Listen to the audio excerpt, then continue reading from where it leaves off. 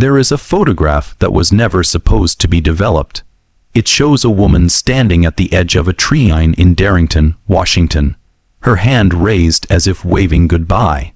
The man who took it burned the negative 3 days later, but someone had already made a copy. That woman was Margaret Holloway, a school teacher from Seattle. She walked into a hunting cabin on the north ridge of the Cascade Foothills in late October of 1947. She has not been seen since. Not by her family, not by the police, not by anyone. What happened in that cabin was never officially explained, but the people who lived in Darrington at the time, they knew. They just didn't talk about it until now. Hello everyone. Before we start, make sure to like and subscribe to the channel and leave a comment with where you're from and what time you're watching. That way, YouTube will keep showing you stories just like this one. This is not a ghost story. This is not folklore.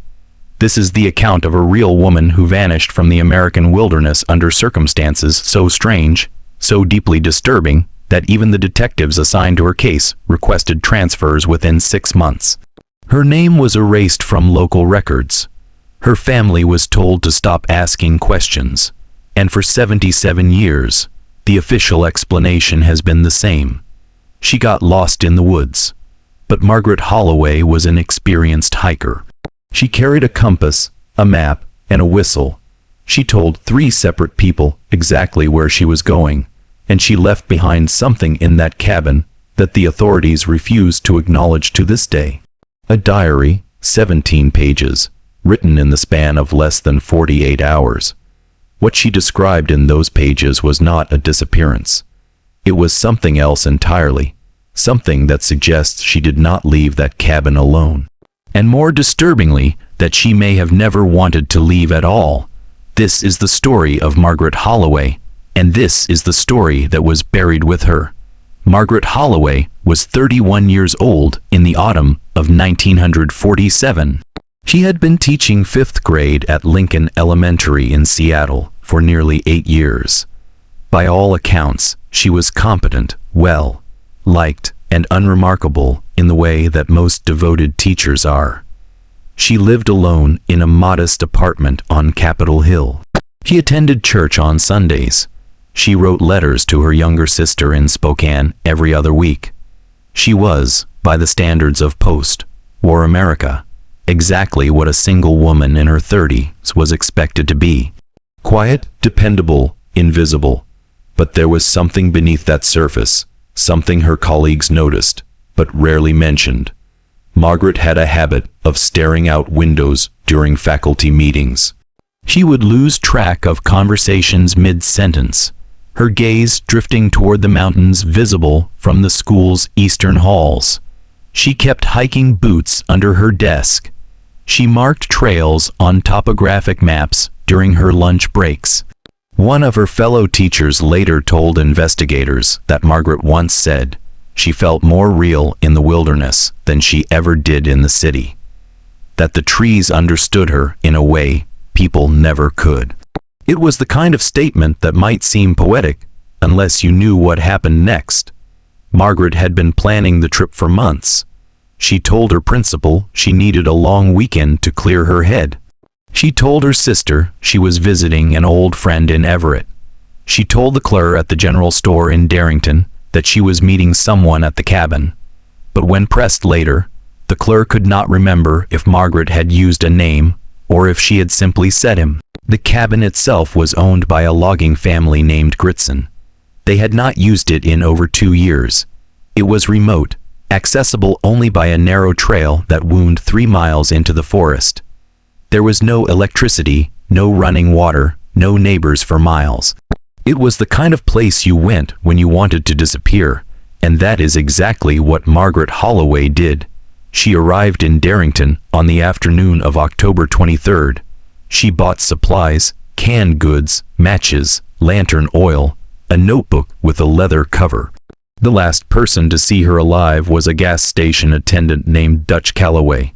He later recalled that she seemed calm, almost too calm. He said she smiled at him when she paid, but her eyes looked past him like she was already somewhere else. She drove her Ford coupe up the logging road as far as it would go, then continued on foot. By nightfall, she had reached the cabin, and by morning, everything had changed. The diary was found 4 months later by a pair of hunters who had broken into the cabin to escape a snowstorm. They were not looking for evidence. They were not looking for anything except warmth. But when they pushed open the door, they found the notebook lying open on the table, its pages stiff with cold and damp. They read it by flashlight, and according to the police report filed 2 days later, both men refused to return to the woods alone for the rest of their lives. The first entry is dated October 23, 1947. Margaret's handwriting is steady, clear, almost cheerful. She writes about the hike, the quality of the light through the trees, the smell of pine and wet earth. She describes the cabin as smaller than she expected, but peaceful. She writes that she feels safe here, that she feels seen. That last word, seen, is underlined twice. She makes no mention of anyone else being present, but in the margin written in smaller script almost as an afterthought, she adds, "He was waiting when I arrived." There is no explanation of who he is. No physical description, no name, just that single sentence, isolated and strange. The next few paragraphs detail mundane things. She unpacks her supplies. She lights the stove. She boils water for tea.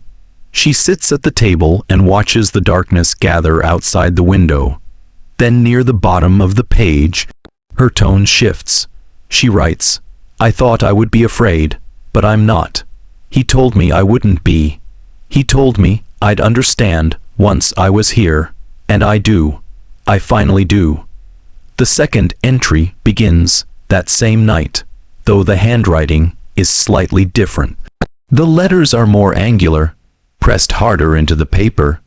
She writes that she can hear him moving in the other room, though she also notes that the cabin is a single room. She writes that he speaks to her without using words, that his voice comes from inside her own thoughts, that it feels like remembering something she has always known. She writes, "He says I've been looking for him my whole life, that everyone who comes here is looking for him, that some people call it getting lost, but it's really the opposite. It's being found." At the bottom of that page, there is a sentence that was later circled in red ink by the detective who processed the diary as evidence. It reads, he says, "I can leave whenever I want, but I won't want to." The entry, dated October 24th, begins in the early morning. Margaret writes that she did not sleep, not because she was restless, but because sleep felt unnecessary. She describes sitting at the table through the entire night, watching the window, watching the shape of the trees against the sky. She writes that time moved differently in the cabin, that hours felt like minutes, that silence had texture. She writes, "I keep thinking I should be hungry or cold, but I'm not. I feel full. I feel warm, like something is taking care of me from the inside." She makes no mention of eating. She makes no mention of lighting a fire. The hunters who found the diary noted that the stove was cold when they arrived and that the canned goods she had purchased were still stacked unopened on the shelf. Investigators later confirmed that none of the food had been touched. The matchbox was full. The lantern had not been lit. Margaret had spent at least 2 nights in a cabin with no heat, no light, and no food, and according to her own words, she had felt perfectly at ease. The tone of the diary begins to change around midday. Her sentences grow longer, more fragmented. She begins to repeat certain phrases. "He is showing me. He is teaching me. He is letting me see." At one point, she writes an entire paragraph that is nothing but the word yes written over and over in narrow shaking lines. Then abruptly the handwriting returns to normal. She writes, "I asked him what he wants from me. He said he doesn't want anything. He said, I'm the one who wanted. I'm the one who came looking, and now I've found it. Now I've found him." And he says that's enough. That's all it ever needed to be. There is a gap in the entries after that. Several pages are blank. Then near the middle of the notebook, the writing resumes. The date is unclear. Margaret writes that she tried to leave, that she walked to the door, opened it, and stepped outside. But when she looked back, the cabin was gone. She writes that the forest looked the same in every direction, that the trail she had taken to reach the cabin no longer existed. She writes, "I walked for hours, maybe days, I don't know anymore, but every time I stopped, I could hear him calling, not with sound, with feeling. And eventually I turned around and the cabin was there again right in front of me like it had been waiting." She writes that she went back inside, that she sat down at the table, that she did not try to leave again. And then in careful, deliberate letters, she writes, "I don't think I'm supposed to." Margaret Holloway was reported missing on October 28, 1947. Her sister had called the school when Margaret failed to return from her long weekend. The principal contacted the Seattle Police Department. A search was organized within 48 hours. By November 1st, a team of 12 men, including 2 county sheriffs and a wilderness tracker named Ernest Haywood, had traced her route to the Gritsen cabin. They found her car parked at the end of the logging road, keys still in the ignition. They found her footprints in the soft earth leading up the trail. And then, less than half a mile from the cabin, the footprints stopped, not faded, not obscured by weather, stopped as if Margaret Holloway had simply ceased to walk. The tracker, Ernest Haywood, later testified that he had never seen anything like it. He said the prints ended midstride, both feet visible in the dirt. And then nothing. No scuff marks, no signs of a struggle, no indication she had been picked up or dragged. The ground beyond that point was untouched. He said it looked like she had evaporated. When pressed by investigators, he refused to offer any other explanation. He only said something took her between steps. The search team reached the cabin by early afternoon. The door was unlocked. Inside, they found her coat folded neatly on the back of a chair. Her canteen still half full sitting on the table. Her hiking boots placed side by side near the door, laces tied, but no Margaret. No signs of violence, no blood, no torn clothing, nothing to suggest anything had gone wrong, except for one thing. The air inside the cabin smelled wrong. Multiple members of the search party mentioned it in their reports. They described it as sweet, rotting, like flowers left too long in a closed room. One officer wrote that the smell made him nauseous. Another said it reminded him of the funeral home where his mother had been wake. The scent was so overpowering that the men opened every window and propped the door wide. But even hours later, standing outside, they said they could still taste it. If you're still watching, you're already braver than most. Tell us in the comments what would you have done if this was your bloodline. The diary was not discovered during that initial search. It was not on the table. It was not on the shelves. It was not anywhere the investigators looked. But 4 months later, when those 2 hunters opened the door, it was lying in plain sight, open, waiting. The police returned to process the scene a second time. They photographed the diary. They cataloged the entries. And then, for reasons never made public, they sealed the case. Margaret Holloway was declared legally dead in 1953. The official cause was listed as exposure and presumed animal predation. But the detective who closed the file, a man named Robert Finch, told his daughter years later that he did not believe a word of it. He told her that Margaret Holloway had not died in those woods. He said she had gone somewhere else, somewhere the rest of them could not follow. The last pages of Margaret Holloway's diary are the ones that were never released to the public. They were redacted from the official case file. They were not shown to her family, and they were never mentioned in newspapers that ran her disappearance as a tragic hiking accident. But in 1998, a retired archivist named Laura Kinsey found a photocopy of the complete diary in a mislabeled box at the Washington State Archives. She made a duplicate before the original was reclaimed. That copy has circulated quietly among researchers ever since, and what it contains is not the writing of a woman lost in the wilderness. It is the writing of a woman who had found exactly what she came for. The entry that follows the blank pages is no longer dated. Margaret's handwriting has changed again. The letters are smaller now, cramped, crowded together, as if she is trying to fit as many words as possible on each line. She writes, "He showed me what I really am. Not the teacher, not the sister, not the woman in the apartment who pretends to be alive. He showed me the part of me that was always here, the part that belonged to this place before I was even born. He says, everyone has it, that hollow space inside, that ache. But most people spend their whole lives trying to fill it with the wrong things. He says, I'm lucky because I stopped pretending." She writes that he told her the cabin was not a place, it was a threshold, that people had been coming here for longer than anyone remembered, that the Gritsen family had not abandoned it, they had fled it. She writes that he explained the rules to her, that once you understand what the cabin is, once you see him clearly, you cannot leave the same way you came in. You can only leave by forgetting. And Margaret writes in letters so small they are barely legible, "I don't want to forget." The next section is written in a different style entirely. No punctuation, no breaks between words, just a solid block of text that runs for 2 full pages. It is difficult to parse, but certain phrases repeat. He is not a man. He is older than the trees. He had been waiting so long. I was always meant to come here. Near the end of the block, one sentence is legible. He says, if I stay, I will finally stop hurting. Then abruptly, the handwriting returns to something close to normal. Margaret writes what appears to be a goodbye, but it is not addressed to her sister. It is not addressed to her colleagues or her students. It is addressed to no one. She writes, if someone finds this, don't come looking for me. I'm not lost. I'm not trapped. I'm not waiting to be rescued.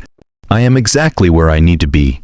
For the first time in my entire life, I am exactly where I need to be, and I am not alone anymore. The final page contains only 5 words written in the center of the paper, in large, careful letters. He says, I can stay. The Gritsen cabin still stands. It was never torn down. It was never sold. The family who owned it simply walked away. Property records show that the land passed through 3 generations without a single visit. In 2006, the county attempted to seize it for back taxes. The case was quietly dropped. No explanation was given.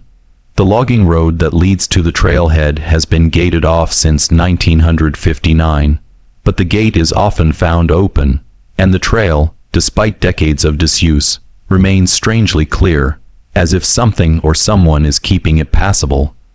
There have been other disappearances, not many, but enough to establish a pattern.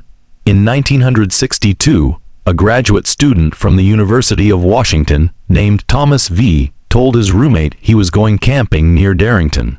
He never returned. His tent was found erected and intact. His sleeping bag was rolled neatly.